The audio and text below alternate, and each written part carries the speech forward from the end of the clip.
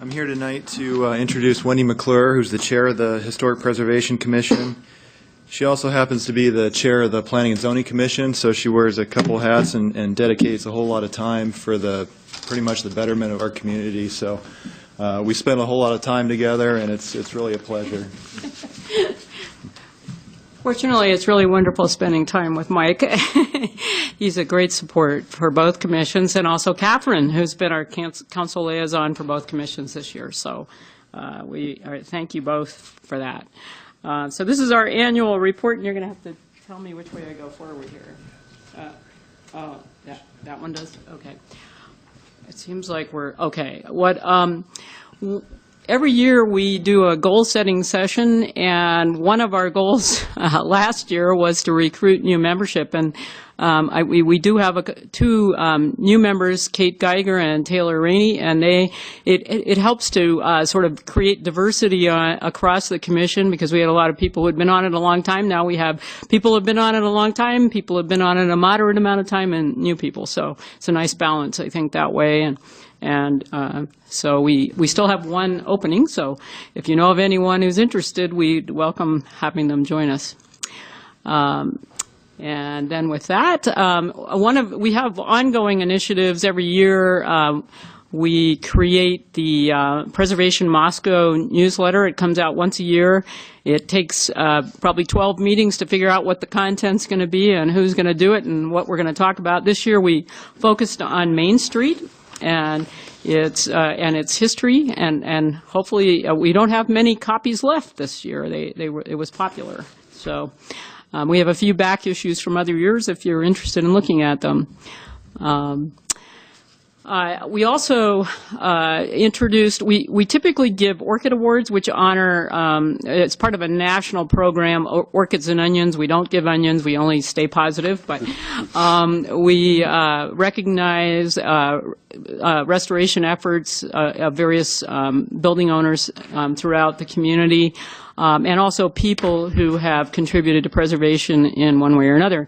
This year we decided to make it an event, and the mayor came. It was our own event, October 6th. We made an evening out of it.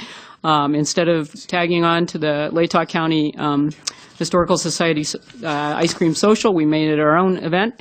And we recognized multiple owners, one being Book People, and the changes, the restoration efforts they made to their storefront, and Matt Becker on his sort of heroic efforts of transforming Martin's Tires. I think Wayne has been really interested in watching that transform over the years. And Marianne Reese with her front porch restoration. And I'm sorry I can't read it from here, but it's a couple from Britain that raised up their... I can't see their name from, yeah, thank you. And also, Merritt and Allie Decker, thank you. It's right here in front of me, and I just didn't realize that right now. You have the screen here, so sorry about that. And then one of the more unusual projects this year is two teachers from Palouse Prairie School came to us asking us if we would work with their first and second graders to understand the history of downtown.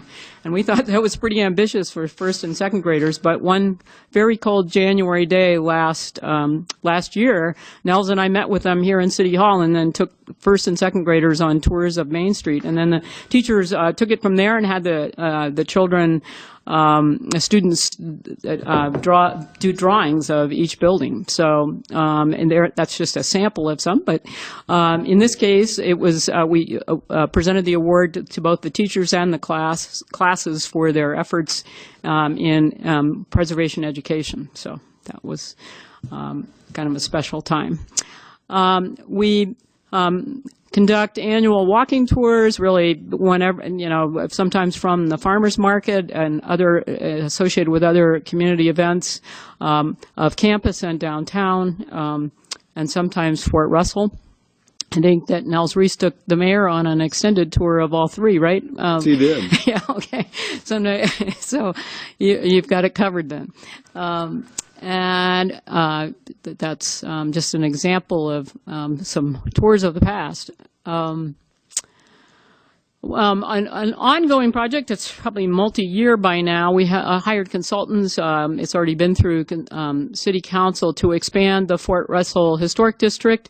The process there, as it was approved at the City Council level, went on to the State Historic Preservation Office and the State Historic Sites Review Board. They approved it with one condition, which they only meet once a year now, so it was a real slow process to hear back from them. But we just found out in September that they want us to count accessory structures and determine whether they're contributing or non-contributing. So that's a little bit of a hang-up.